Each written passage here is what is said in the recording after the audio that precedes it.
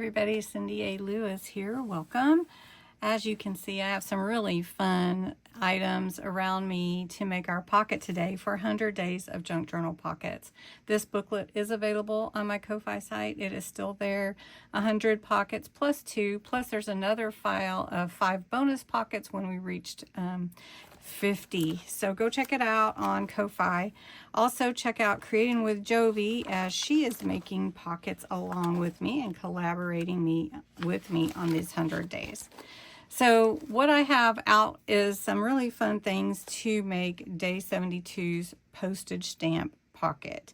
Now, if you don't have postage stamps available, you can use a stamp and create your own stamps, or you could use even some green stamps, S&H stamps if you have those, or you can just draw and make your own. It's all in the fun of creating the pocket. So what you're going to need is some scrap paper, cardstock, your scissors, your trimmer, your glue, your tape, your postage stamps, real or faux, and inks and embellishments to make what you want. So we're going to make a pocket, and I just had this already cut out, so we're going to use this as our base.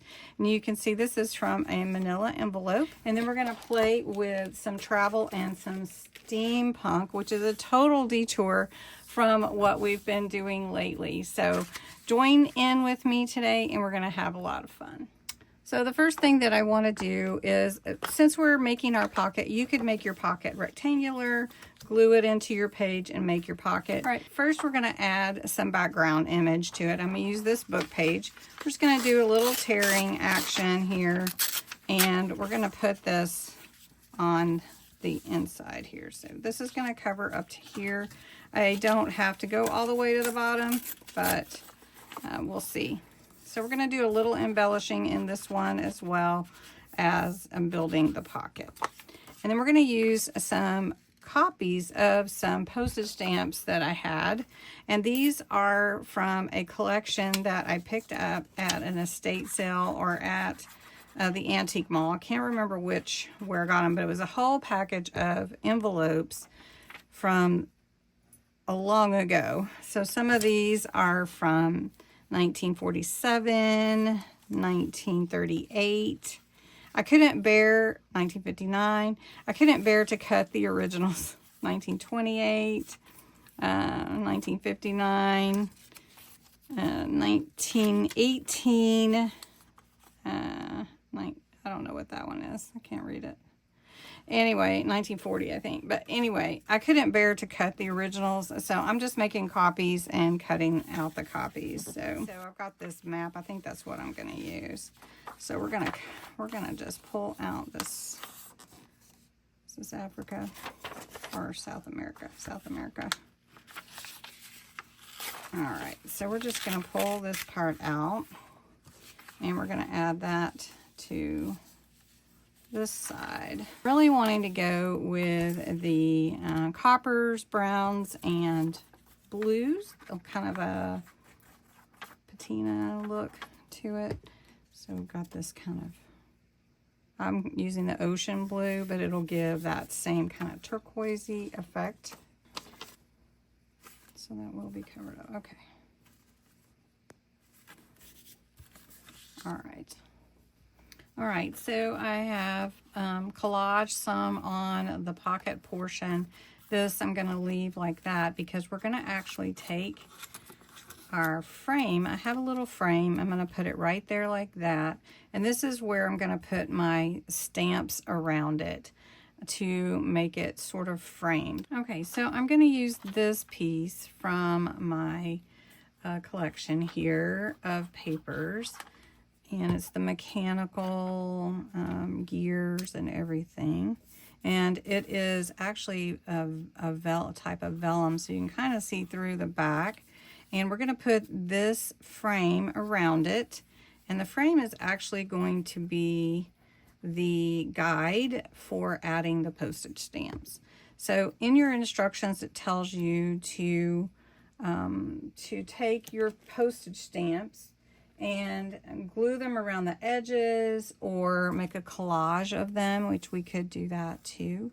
But my thought was to take the stamps And we're going to do all this before we add the inks that I want to add. So you've got this little postage stamp here. I don't have to have the canceled on there, but I thought it would be fun to add that. So I'm just going to add a little ink around the edges, give it that vintage look. So we're going to do this right here.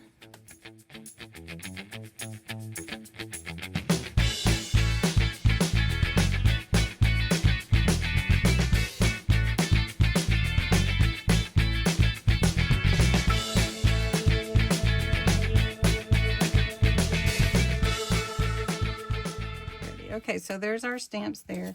And so then I'm going to keep this one, and we'll put this one over on the pocket portion. And I have another stamp too. I could put both of them. So then what we're going to do is we're going to take some ink, and I'm going to take this vintage photo, and I'm just going to go over it, over all of it. I know I went around the edges, but I want to add a little bit more deep color. And then I'm going to take this spray. This is Distressed Oxide Walnut Stain, and I'm just going to hold this up so I don't get it all over my table. And I just want to spray a little bit. Okay, so then we're going to take this blue, and we're going to add it to our page. And I love the browns and blues together. Okay, so that adds a lot of color to it. Doesn't that look good? All right, so then I wanted to take some of this copper metallic wax. This is Spectrum Noir. I like using the gilding wax. I have some. I'm going to use this copper here for this one. Now this is similar to the other gilding wax. You want to take some off of your finger before you start putting it on, because you don't want to overdo more than you really want, but you can always add more. And this is, let's see, I don't know if you can see it very well, but it is on there. And you do have to be careful of not to add too much. I'm digging in there. I don't know, can you see it? Yeah, you can see it. Hopefully you can see it. And I like adding it. It kind of gives it that old look. There we go. Can you see that? And I don't think I'm going to add too much more. Just a little on this side over here. So you can kind of see how that changes the whole look of everything. And it's really very cool. All right, so then to put it into your journal, we want to make sure that we close our pocket. So we're going to put glue on this side and this side. All right.